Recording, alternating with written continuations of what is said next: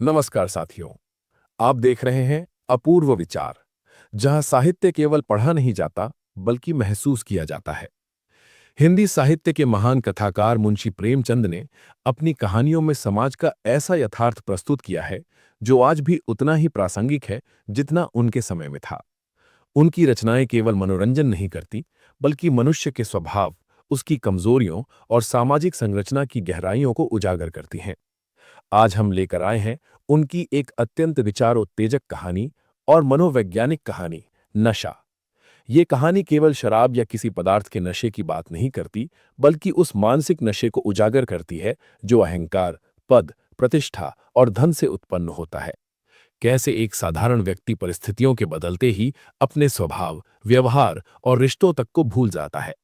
कैसे अधिकार का एहसास इंसान को भीतर से बदल देता है, और कैसे सत्ता का आकर्षण मनुष्य की असली पहचान को ढक देता है। इन्हीं गहरे प्रश्नों को लेकर चलती है प्रेमचंद की ये मार्मिक कहानी। तो आइए बिना देर किए सुनते हैं मुंशी प्रेमचंद की कालजयी कहानी, नशा।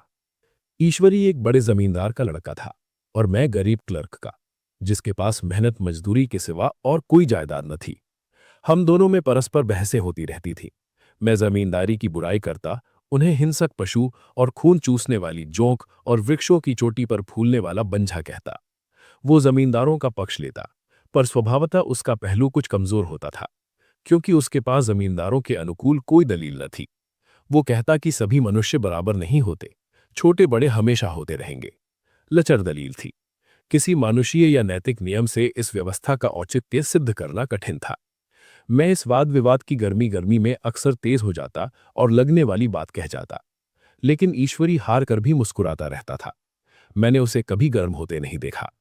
शायद इसका कारण यह था कि वो अपने पक्ष की कमजोरी समझता था। नौकरों से वो सीधे मुंह बात नहीं करता था। अमीरों में जो एक बेदर्दी और उद्दंडता होती है, उसमें उसे भी प्रचुर भाग मिला था। नौकर ने बिस्तर लगाने में जरा भी देर की, दूध जरूरत से ज्यादा गर्म या ठंडा हुआ, साइकिल अच्छी तरह साफ नहीं हुई, तो वो आपे से बाहर हो जाता। सुस्ती या बदतमीजी उसे जरा भी बर्दाश्त न थी, पर दोस्तों से और विशेषकर मुझसे उसका व्यवहार सौहार्द और नम्रता से भरा हुआ होता था। शायद उसकी जगह मैं होता तो मुझसे भी वही कठोरताएं पैदा हो जाती जो उसमें थीं, क्योंकि मेरा लोकप्रेम सिद्धांतों पर नहीं, निजी दशाओं पर टिका हुआ था। लेकिन वो मेरी जगह होकर भी शायद अमीर ही रहता, क्योंकि वो प्रकृति से ही विलासी और ऐश्वर्य प्रिय था। अब की दशहरे की छुट्टियों में मैंने निश्चय किया कि घर न जाऊंगा। मेरे पास किराए के लिए रुपए न थे और न घर वालों को तकलीफ देना चाहता था। मैं जानता हूं वो मुझे जो कुछ देते हैं वो उनकी हैसियत से बहुत ज्यादा है। उसके साथ ही परीक्षा का ख्याल था। अभी बहुत कुछ पढ़ना है। बोर्डिंग हाउस में भूत की तरह अकेले पड़े रहने को भी जीना चाहता था। इसलिए जब ईश्वरी ने मुझे अपने घर का न्योता दिया तो मैं बिना आग्रह के राजी हो गया। ईश्वरी के साथ परीक्षा की तैयारी खूब हो जाएगी। वो अमीर होकर भी मेहनती और ज़हीन है। उसने उसके साथ ही कहा, लेकिन भाई एक बात का ख्याल रखना। वहां अगर जमींदारों की निंदा की तो मामला बिगड़ जाएगा और मेरे घर वालों को बुरा लगेगा। वो लोग तो आसामियों पर इसी दावे से शासन करते हैं कि ईश्वर ने आसामियों को उनकी सेवा के लिए ही पैदा किया है। आसामी में कोई मौलिक भेद नहीं है तो जमींदारों का कहीं पता न लगे। मैंने कहा, तो क्या तुम समझते हो कि मैं वहां जाकर कुछ और हो जाऊंगा? हाँ, मैं तो यही समझता हूं। तुम गलत समझते हो। ईश्वरी ने इसका कोई जवाब न दिया। कदाचित उसने इस मामले को मेरे विवेक पर छोड़ दिया, और बहुत अच्छा किया। अगर वो अपनी बात पर अड़ता तो मैं भी जिद पकड़ लेता। सेकंड क्लास तो क्या, मैंने कभी इंटर क्लास में भी सफर न किया था। अब की सेकंड क्लास में सफर का सौभाग्य प्राइस हुआ। गाड़ी तो 9 बजे रात को आती थी, पर यात्रा के हर्ष में हम शाम को स्टेशन जा पहुंचे। कुछ देर इधर उधर सैर करने के बाद रिफ्रेशमेंट रूम में जाकर हम लोगों ने भोजन किया। मेरी वेशभूषा और रंग ढंग से पारखी खानसामों को ये पहचानने में देर न लगी कि मालिक कौन है और पिछलग्गू कौन। लेकिन न जाने क्यों मुझे उनकी गुस्ताखी बुरी लग रही थी। पैसे ईश्वरी की जेब से गए। शायद मेरे पिता को जो वेतन मिलता है उससे ज्यादा इन खानसामों को इनाम इकराम में मिल जाता हो। एक अठन्नी तो चलते समय ईश्वरी ने ही दी। फिर भी मैं उन सबों से उसी तत्परता और विनय की अपेक्षा करता था जिससे वे ईश्वरी की सेवा कर रहे थे। क्यों ईश्वरी के हुक्म पर सब के सब दौड़ते हैं, लेकिन मैं कोई चीज मांगता हूं तो उतना उत्साह नहीं दिखाते। मुझे भोजन में कुछ स्वाद न मिला। ये भेद मेरे ध्यान को संपूर्ण रूप से अपनी ओर खींचे हुए था। गाड़ी आई, हम दोनों सवार हुए। खानसामों ने ईश्वरी को सलाम किया, मेरी ओर देखा भी नहीं। ईश्वरी ने कहा, कितने तमीजदार हैं ये सब, एक हमारे नौकर हैं कि कोई काम करने का ढंग नहीं। मैंने खट्टे मन से कहा, इसी तरह अगर तुम अपने नौकरों को भी 8 आने रोज इनाम दिया करो तो शायद इनसे ज्यादा तमीजदार हो जाए। तो क्या तुम समझते हो ये सब केवल इनाम के लालच से इतना अदब करते हैं? जी नहीं, कदापि नहीं। तमीज और अदब तो इनके रक्त में मिल गया है। गाड़ी चली, डाक थी। प्रयास से चली तो प्रतापगढ़ जाकर रुकी। एक आदमी ने हमारा कमरा खोला। मैं तुरंत चिल्ला उठा, दूसरा दर्जा है, सेकंड क्लास है।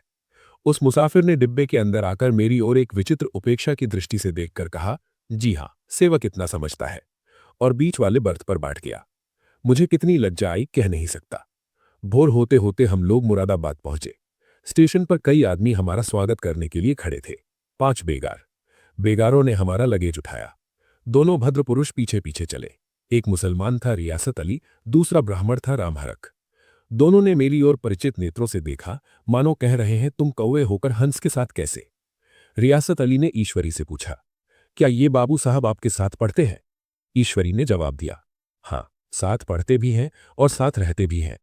यूं कहिए कि आप ही की बदौलत मैं इलाहाबाद पढ़ा हुआ हूं, नहीं कब का लखनऊ चला आया होता। अब कि मैं इन्हें घसीट लाया। इनके घर से कई तार आ चुके थे, मगर मैंने इनकारी जवाब दिलवा दिए। आखिरी तार तो अर्जेंट था, जिसकी फीस 4 आने प्रति शब्द है, पर यहां से उनका भी जवाब इनकारी ही था। दोनों सज्जनों ने मेरी ओर चकित नेत्रों से देखा, आतंकित हो जाने की चेष्टा करते जान पड़े। रियासत अली ने अर्धशंका के स्वर में कहा, लेकिन आप बड़े सादे लिबास में रहते हैं। ईश्वरी ने शंका निवारण की, महात्मा गांधी के भक्त है साहब, खद्दर के सिवा कुछ पहने ही नहीं, पुराने सारे कपड़े जला डाले। यूं कहिए कि राजा है। 2.5 लाख सालाना की रियासत है, पर आपकी सूरत देखो तो मालूम होता है अभी अनाथालय से पकड़ कर आए हैं। रामहरक बोले, अमीरों का ऐसा स्वभाव बहुत कम देखने में आता है, कोई भाप ही नहीं सकता। रियासत अली ने समर्थन किया, आपने महाराजा चौंगली को देखा होता तो दांतों तले उंगली दबाते। एक गाढ़े की मिर्जई और चमरौधे जूते पहने बाजारों में घूमा करते थे। सुनते हैं एक बार बेगार में पकड़े गए थे और उन्होंने 10 लाख से कॉलेज खोल दिया। मैं मन में कटा जा रहा था, पर न जाने क्या बात थी कि ये सफेद झूठ उस वक्त मुझे हास्य पर न जान पड़ा। उसके प्रत्येक वाक्य के साथ मानो मैं उस कल्पित वैभव के समीप तक आता जा रहा था। मैं शहसवार नहीं हूं, हाँ, लड़कपन में कई बार लद्दू घोड़ों पर सवार हुआ हूं। यहां देखा तो 2 कलान रास घोड़े हमारे लिए तैयार खड़े थे। मेरी तो जान ही निकल गई। सवार तो हुआ पर बोटियां कांप रही थी। मैंने चेहरे पर शिकन न पड़ने दिया। घोड़े को ईश्वरी के पीछे डाल दिया। खैरियत यह हुई कि ईश्वरी ने घोड़े को तेज न किया, वरना शायद मैं हाथ पांव तोड़वाकर लौटता। संभव है ईश्वरी ने समझ लिया हो कि ये कितने पानी में है। ईश्वरी का घर क्या था? किला था। इमाम बाड़े का सा फाटक, द्वार पर पहरेदार टहलता हुआ, नौकरों का कोई हिसाब नहीं, एक हाथी बंधा हुआ। ईश्वरी ने अपने पिता, चाचा, ताऊ हरी सबसे मेरा परिचय कराया और उसी अतिशयोक्ति के साथ ऐसी हवा बांधी कि कुछ न पूछिए। नौकर चाकर ही नहीं, घर के लोग भी मेरा सम्मान करने लगे। देहात के जमींदार, लाखों का मुनाफा, मगर पुलिस कांस्टेबल को अफसर समझने वाले कई महाशय तो मुझे हुजूर हुजूर कहने लगे। जब जरा एकांत हुआ तो मैंने ईश्वरी से कहा, तुम बड़े शैतान हो यार, मेरी मिट्टी क्यों पलीत कर रहे हो? ईश्वरी ने दृढ़ मुस्कान के साथ कहा, इन गधों के सामने यही चाल जरूरी थी, वरना सीधे मुंह बोलते भी नहीं। जरा देर के बाद नाई हमारे पांव दबाने आया। कुंवर लोग स्टेशन से आए हैं, थक गए होंगे। ईश्वरी ने मेरी ओर इशारा करके कहा, पहले कुंवर साहब के पांव दबा। मैं चारपाई पर लेटा हुआ था। मेरे जीवन में शायद ही कभी ऐसा हुआ हो कि किसी ने मेरे पांव दबाए हों। मैं इसे अमीरों के चोंचले, रईसों का गधापन और बड़े आदमियों की मुठमर्दी और जाने क्या क्या कहकर ईश्वरी का परिहास किया करता, और आज मैं पोतड़ों का रईस बनने का स्वांग भर रहा था। इतने में 10 बज गए। पुरानी सभ्यता के लोग थे, नई रोशनी अभी केवल पहाड़ की चोटी तक पहुंची थी। अंदर से भोजन का बुलावा आया। हम स्नान करने चले। मैं हमेशा अपनी धोती खुद छांट लिया करता हूं, मगर यहां मैंने ईश्वरी की ही भांति अपनी धोती भी छोड़ दी। अपने हाथों अपनी धोती छांटते शर्म आ रही थी। अंदर भोजन करने चले। हॉस्टल में जूते पहने मेज पर जा डरते थे, यहां पांव धोना आवश्यक था। कहार पानी लिए खड़ा था। ईश्वरी ने पांव बढ़ा दिए, कहार ने उसके पांव धोए। मैंने भी पांव बढ़ा दिए, कहार ने मेरे पांव भी धोए। मेरा वो विचार न जाने कहां चला गया था। सोचा था वहां देहात में एकाग्र होकर खूब पढ़ेंगे, पर यहां सारा दिन सैर सपाटे में कट जाता था। कहीं नदी में बजरे पर सैर कर रहे हैं, कहीं मछलियों या चिड़ियों का शिकार खेल रहे हैं, कहीं पहलवानों की कुश्ती देख रहे हैं, कहीं शतरंज पर जमे हैं।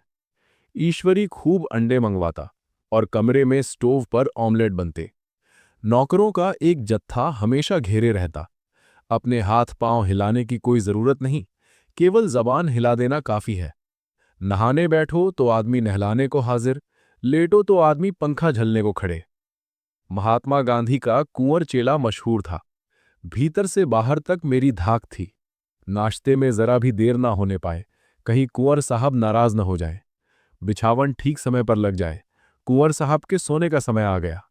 मैं ईश्वरी से भी ज्यादा नाजुक दिमाग बन गया था, या बनने पर मजबूर किया गया था। ईश्वरी अपने हाथ से बिस्तर बिछा ले, लेकिन कुंवर मेहमान अपने हाथों कैसे अपना बिछावन बिछा सकते हैं?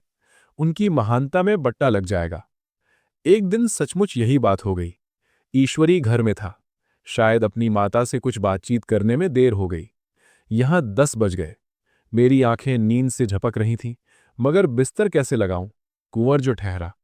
कोई 11:30 बजे मेहरा आया। बड़ा मुंह लगा नौकर था। घर के धंधों में मेरा बिस्तर लगाने की उसे सुधि नहीं रही। अब जो याद आई तो भागा हुआ आया। मैंने ऐसी डांट बताई कि उसने भी याद किया होगा। ईश्वरी मेरी डांट सुनकर बाहर निकल आया और बोला, तुमने बहुत अच्छा किया। ये सब हरामखोर इसी व्यवहार के योग्य हैं। इसी तरह ईश्वरी एक दिन एक जगह दावत में गया हुआ था। शाम हो गई, मगर लैंप मेज पर रखा हुआ था। दिया सलाई भी थी, लेकिन ईश्वरी खुद कभी लैंप नहीं जलाता था। फिर कुंवर साहब कैसे जलाएं? मैं झुंझला रहा था। समाचार पत्र आया रखा हुआ था, जी उधर लगा हुआ था, पर लैंप नदारद। दैव योग से उसी वक्त मुंशी रियासत अली आ निकले। मैं उन्हीं पर उबल पड़ा। ऐसी फटकार बताई कि बेचारा उल्लू हो गया। तुम लोगों को इतनी फिक्र भी नहीं कि लैंप तो जलवा दो? मालूम नहीं ऐसे कामचोर आदमियों का यहां कैसे गुजर होता है। मेरे यहां घंटे भर निर्वाह ना हो। रियासत अली ने कांपते हुए हाथों से लैंप जला दिया। वहां एक ठाकुर अक्सर आया करता था। कुछ मनचला आदमी था, महात्मा गांधी का परम भक्त। मुझे महात्मा जी का चेला समझकर मेरा बड़ा लिहाज करता था, पर मुझसे कुछ पूछते संकोच करता था। एक दिन मुझे अकेला देखकर आया और हाथ बांधकर बोला, सरकार तो गांधी बाबा के चेले हैं ना? लोग कहते हैं कि ये सुराज हो जाएगा तो जमींदार न रहेंगे। मैंने शान जमाई, जमींदारों के रहने की जरूरत ही क्या है? ये लोग गरीबों का खून चूसने के सिवा और क्या करते हैं? ठाकुर ने फिर पूछा, तो क्यों सरकार, सब जमींदारों की जमीन छीन ली जाएगी? मैंने कहा, बहुत से लोग तो खुशी से दे देंगे। जो लोग खुशी से न देंगे उनकी जमीन छीननी ही पड़ेगी। हम लोग तो तैयार बैठे हुए हैं। ज्यों ही स्वराज्य हुआ, अपने इलाके असामियों के नाम हिबा कर देंगे। मैं कुर्सी पर पांव लटकाए बैठा था। ठाकुर मेरे पांव दबाने लगा। फिर बोला, आजकल जमींदार लोग बड़ा जुल्म करते हैं सरकार। हमें भी हुजूर अपने इलाके में थोड़ी सी जमीन दे दें तो चलकर वहीं आपकी सेवा में रहें। मैंने कहा, अभी तो मेरा कोई अख्तियार नहीं है भाई, लेकिन ज्यों ही अख्तियार मिला मैं सबसे पहले तुम्हें बुलाऊंगा। तुम्हें मोटर ड्राइवरी सिखाकर अपना ड्राइवर बना लूंगा। सुना उस दिन ठाकुर ने खूब भंग पी और अपनी स्त्री को खूब पीटा और गांव महाजन से लड़ने पर तैयार हो गया। छुट्टी इस तरह तमाम हुई और हम फिर प्रयाग चले। गांव के बहुत से लोग हम लोगों को पहुंचाने आए। ठाकुर तो हमारे साथ स्टेशन तक आया। मैंने भी अपना पाठ खूब सफाई से खेला और अपनी कुबेरोचित विनय और देवत्व की मुहर हरेक हृदय पर लगा दी। जी तो चाहता था हरेक नौकर को अच्छा इनाम दूं, लेकिन वो सामर्थ्य कहाँ थी। वापसी टिकट तो था ही, केवल गाड़ी में बैठना था। पर गाड़ी आई तो ठसाठस भरी हुई। दुर्गा पूजा की छुट्टियां भोगकर सभी लोग लौट रहे थे। सेकंड क्लास में तिल रखने की जगह नहीं। इंटरव्यू क्लास की हालत उससे भी बदतर। ये आखिरी गाड़ी थी, किसी तरह रुक न सकते थे। बड़ी मुश्किल से तीसरे दर्जे में जगह मिली। हमारे ऐश्वर्य ने वहां अपना रंग जमा लिया, मगर मुझे उसमें बैठना बुरा लग रहा था। आए थे आराम से लेटे लेटे, जा रहे थे सिकुड़े हुए। पहलू बदलने की भी जगह न थी। कई आदमी पढ़े लिखे भी थे। वे आपस में अंग्रेजी राज्य की तारीफ करते जा रहे थे। एक महाशय बोले, ऐसा न्याय तो किसी राज्य में नहीं देखा। छोटे बड़े सब बराबर। राजा भी किसी पर अन्याय करे तो अदालत उसकी गर्दन दबा देती है। दूसरे सज्जन ने समर्थन किया, अरे साहब, आप खुद बादशाह पर दावा कर सकते हैं। अदालत में बादशाह पर डिक्री हो जाती है। एक आदमी जिसकी पीठ पर बड़ा गट्ठर बंधा हुआ था, कलकत्ते जा रहा था। कहीं गठरी रखने की जगह न मिलती थी। पीठ पर बांधे हुए था। इससे बेचैन होकर बार बार द्वार पर खड़ा हो जाता। मैं द्वार के पास ही बैठा हुआ था। उसका बार बार आकर मेरे मुंह को अपनी गठरी से रगड़ना मुझे बहुत बुरा लग रहा था। एक तो हवा यों ही कम थी, दूसरे उस गवार का आकर मेरे मुंह पर खड़ा हो जाना मानो मेरा गला दबाना था। मैं कुछ देर तक जब्त किए बैठा रहा। एकाएक मुझे क्रोध आ गया। मैंने उसे पकड़कर पीछे ठेल दिया और 2 तमाचे जोर जोर से लगाए। उसने आंखें निकालकर कहा, क्यों मारते हो बाबूजी? हमने भी किराया दिया है। मैंने उठकर 2-3 तमाचे और जड़ दिए। गाड़ी में तूफान आ गया। चारों ओर से मुझ पर बौछार पड़ने लगी। अगर इतने नाजुक मिजाज हो तो अव्वल दर्जे में क्यों नहीं बैठे? कोई बड़ा आदमी होगा तो अपने घर का होगा। मुझे इस तरह मारते तो दिखा देता। क्या कसूर किया था बेचारे ने? गाड़ी में सांस लेने की जगह नहीं, खिड़की पर जरा सांस लेने खड़ा हो गया तो उस पर इतना क्रोध। अमीर होकर क्या आदमी अपनी इंसानियत बिल्कुल खो देता है? ये भी अंग्रेजी राज है जिसका आप बखान कर रहे थे। एक ग्रामीण बोला, दफ्तर में घुस पावत नहीं, उस पर इतना मिजाज। ईश्वरी ने अंग्रेजी में कहा, what an idiot you are बिर। और मेरा नशा अब कुछ कुछ उतरता हुआ मालूम होता था। तो साथियों, ये थी मुंशी प्रेमचंद की अत्यंत सारगर्भित कहानी नशा।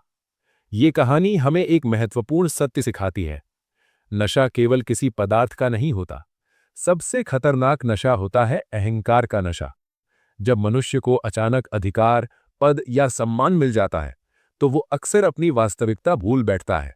परंतु जैसे ही परिस्थितियां बदलती हैं, वही व्यक्ति फिर अपनी जमीन पर लौट आता है। प्रेमचंद हमें याद दिलाते हैं कि मनुष्य की असली महानता उसके व्यवहार, विनम्रता और संवेदनशीलता में है, न कि उसके पद या शक्ति में। यदि आपको ये कहानी और उसका संदेश पसंद आया हो तो वीडियो को लाइक करें, शेयर करें और हमारे चैनल अपूर्व विचार को सब्सक्राइब करना न भूलें, ताकि आप हिंदी साहित्य और चिंतन से जुड़ी ऐसी ही उत्कृष्ट रचनाएं लगातार सुनते रहें। धन्यवाद। फिर मिलेंगे एक नई कहानी और नए विचार के साथ। तब तक सुनते रहिए और सोचते रहिए।